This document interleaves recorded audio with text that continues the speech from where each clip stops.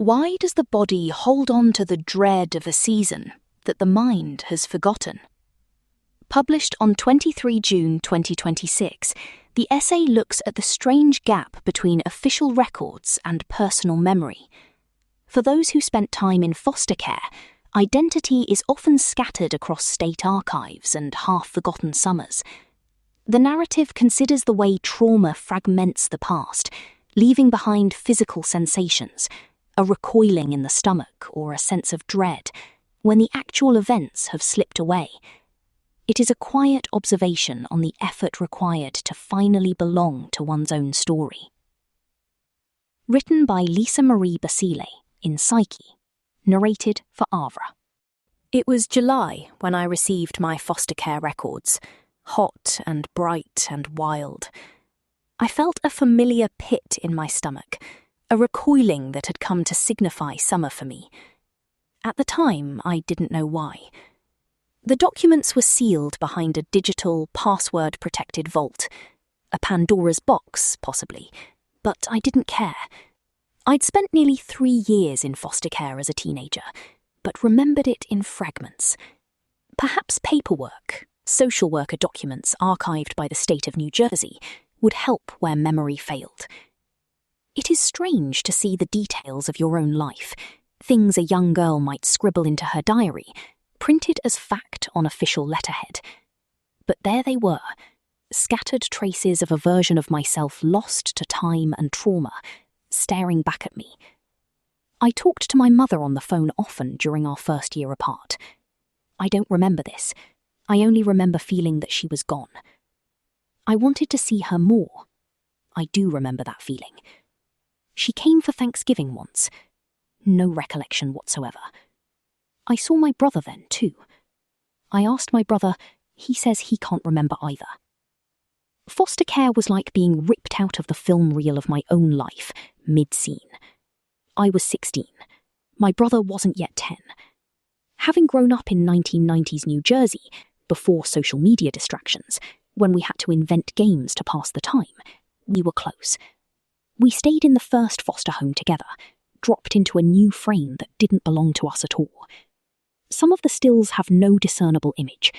I can't remember the specific details of any conversation we'd had with our 70-something-year-old hosts. I can only really remember the way it felt there, empty and dark, a house that belonged to another family, another life. Eventually, my brother and I were separated, our second homes cities apart. For a short time, my brother was in a third foster home. The world we had known until then fell apart in slow motion. My mother and father both struggled with addiction. My father went to prison for several years. Before foster care, we'd spent years going to AA meetings in the backs of old churches and walking to methadone clinics in the early hours of the morning. My memory is spotty during these times too. I can remember birds in the rafters at the church, but not if my mother ever spoke at the podium.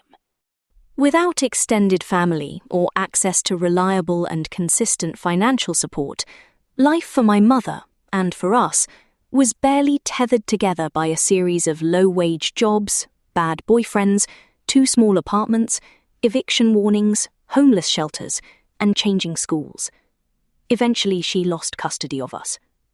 My husband has caught me staring at an image of my foster home on Google Maps, as if I might catch a glimpse of myself in the past, looking back from a window. He's seen me zooming in on the trees and doorways. "You're not there anymore," he'd remind me. "You're right here." Perhaps one reason these gaps bothered me so much is that I am a writer.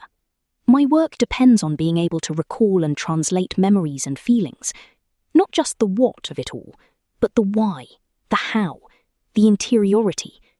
Not just the colour, but the hue. Is it blue, or is it greenish blue? It matters. I felt split in time without all my memories. I'd make lists of burning questions. What did my brother say to me when he was taken to another foster home? Where did all my belongings go before I arrived in foster care with a bag or 2? What was high school like, truly, day to day? How could I forget something as memorable and formative as high school?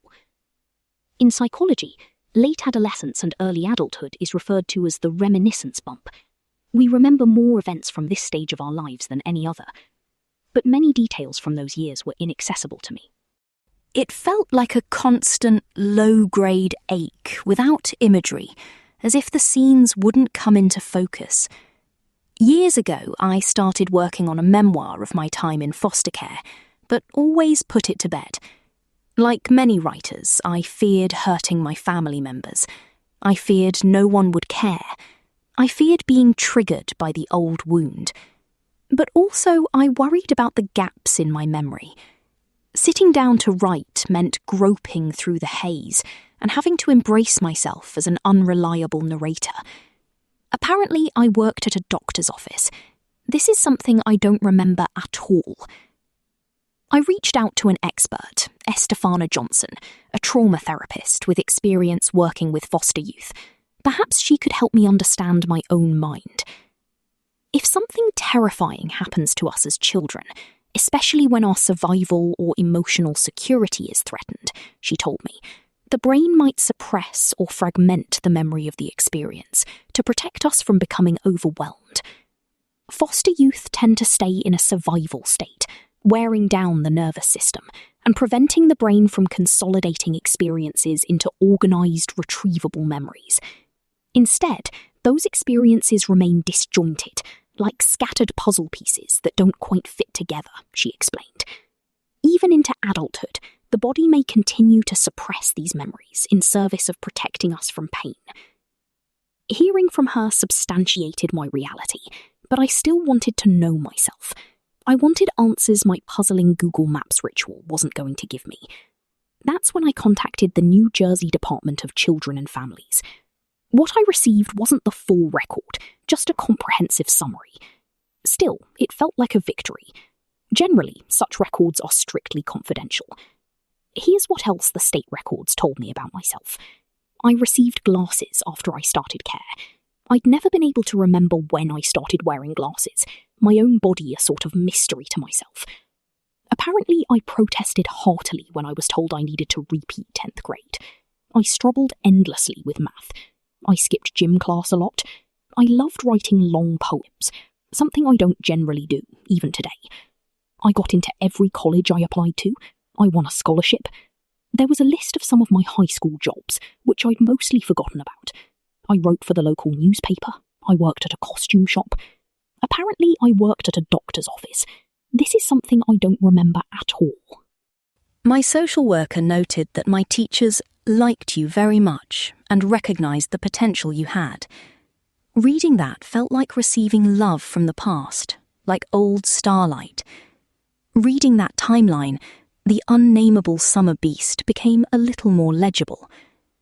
I pictured myself standing on those strange porches under a hot, lonely sun, waiting to be brought into a stranger's home. I thought of what the trauma therapist told me about implicit memory. It simply moves underground, often showing up in other ways, through emotional reactivity, chronic anxiety, or somatic discomfort with no clear origin. It's July as I write this, and I feel the quiet dread even now. Summer will always gnaw at me. I feel it when the sun sets. I feel the violation of high noon shadows, of being taken and given and made to live inside a stranger's life.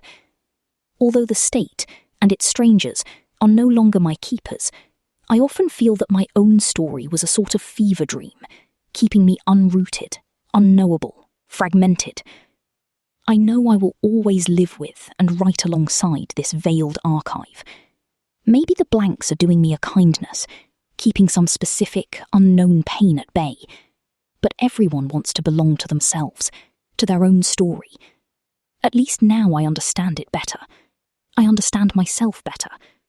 There are material facts, however small, that anchor me in the haze. I can write it down. I have details. I have proof. I have a few more pieces of myself. I can look back and see an origin point,